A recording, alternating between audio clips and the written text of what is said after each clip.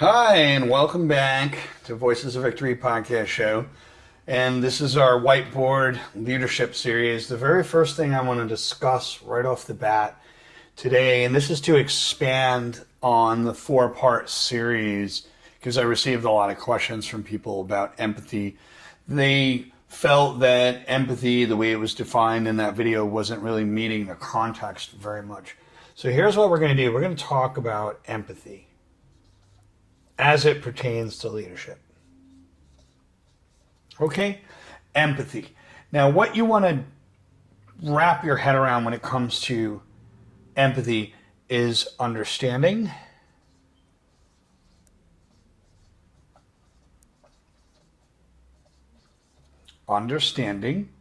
and valuing.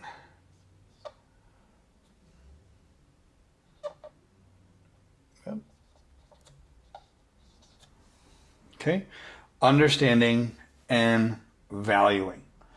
What are we understanding? What are we valuing? We're understanding emotions and perspective. And that was something that I had discussed in that video, is that being objective is going to allow you to see all sides, allowing you to see multiple perspectives. Very valuable. The next thing that we want to deal with is active listening.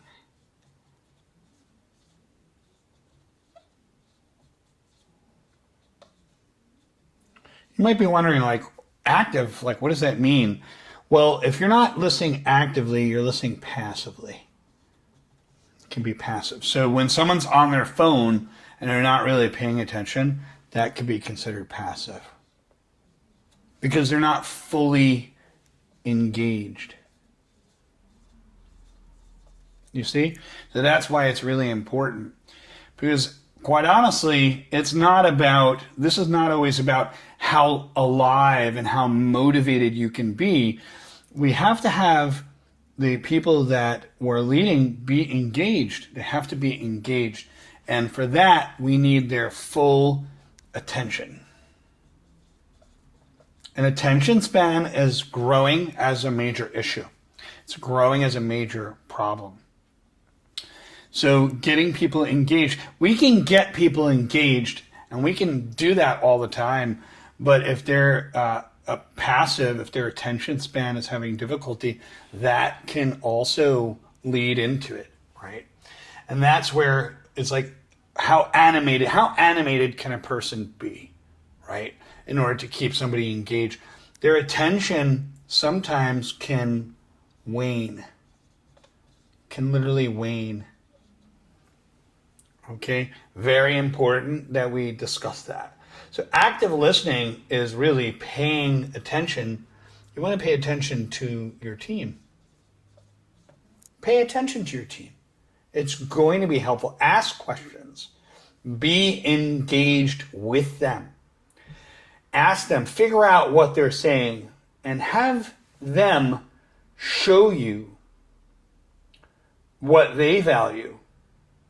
And you have to show them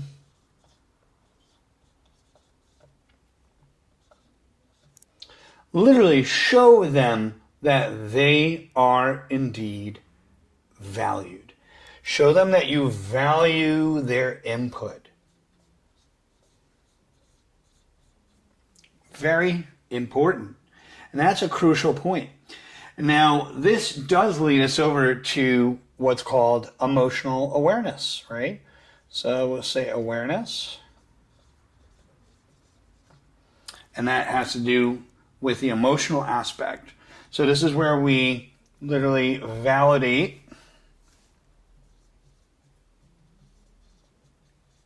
their emotions.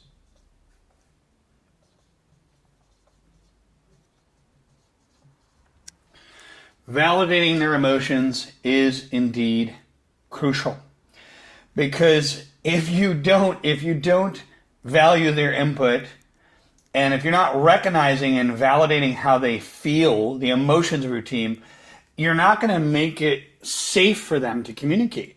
So when you validate their emotions, you're creating space for them to actually communicate with you. That's what that is all about. Now, another key point, and I'm just going to erase this piece up here,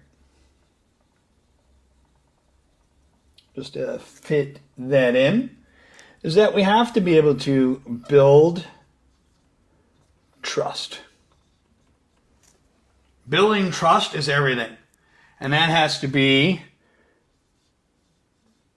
genuine. Okay? There is no room for fakeness. Okay? None whatsoever.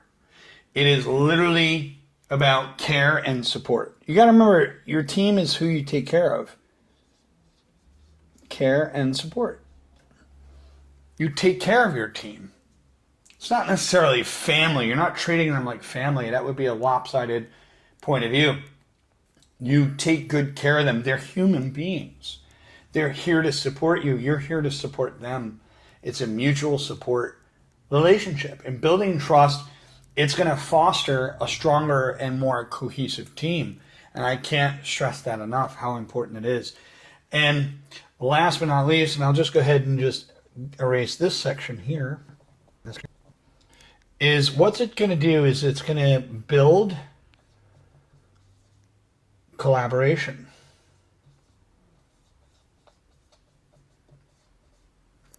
Collaboration is so important. So when team members feel completely understood, they're more likely to contribute. And that's why communication is part of it. Communication keeps things cohesive. It keeps things connected. So building collaboration is important, but I'll tell you right now, communication is what it's all about. That is crucial, absolutely crucial. So we have to be able to enhance collaboration. The team members, they have to feel understood. And they're more likely to actually contribute and collaborate effectively if they're communicating with one another. And we have to keep the lines of communication open. And nowadays, when we're dealing with text messaging and things like that, that's only when you're dealing at text and email and Slack and technologies, there's a major problem with just using technology. Technology makes the communication very one-sided. It becomes one-dimensional. Okay? We need literally 3D communication. Okay, we need the text, we need the body language, we need the tonality, we need the gestures, we need to be in person. So if you are a leader, from time to time, you have to really be very 3D with your communication, because texting and text-related communication is one-dimensional. And in this space, there's a lot of impression management, meaning that other parties can manage their impressions based on what they're typing. And that can manage, it's basically like cultivating a persona that they want you to see, believe, and understand. And in order for you to remain genuine and authentic, it has to be 3D. You have to have those other dimensions. You have to have that body language. You have to have that tonality. You have to hear that voice, the speech, right? The emotions, all of that. So having that 3D connection with them is really going to be crucial. And outside of collaboration, what are we really trying to do at the end of the day when it comes down to it is we're really creating a work culture, a supportive work culture.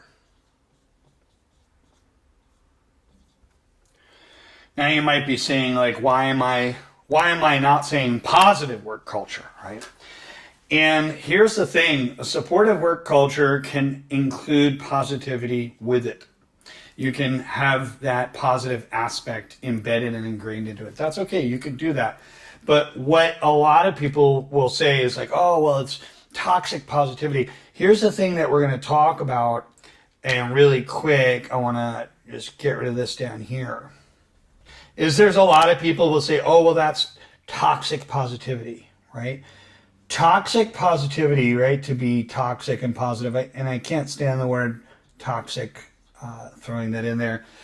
You know, toxic positivity is like saying, okay, we're going to be positive all the time. But the thing is, we don't want to bypass our emotions. You don't want to do that. Okay? You don't want to do that. There's going to be times where we have to get to a goal and the emotions are now in the way. Okay? The emotions are literally now in the way.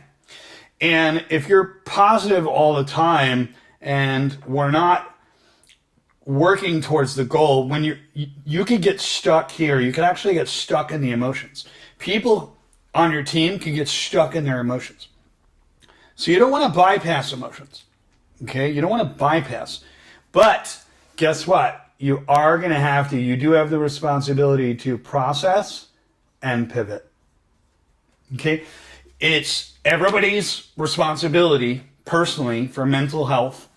It's everybody's accountability and responsibility to process their emotions and process them. Learn to process them, not quickly, but process them, because sometimes work-related things do have a timetable, right? But they have to be able to process and pivot, okay? You can feel your feelings, feel them fully, but you've got to pivot. It's time. Like, things have to get done. Things have to move forward. We don't ignore our emotions. We don't neglect them. We don't bypass them, but they have to be processed. They've got to be processed, and then you actually pivot after that. So with that being said, I hope you enjoyed this particular episode. I'm going to write one thing down, is make sure you subscribe and share and comment. And there you go. So I wanted to put this video out there because I was getting a lot of questions in regards to the 4-part series when it comes to not just conflict resolution, but difficult conversations, handling difficult conversations. So that's all there is for today. Have a great day, and I'll see you in the next episode.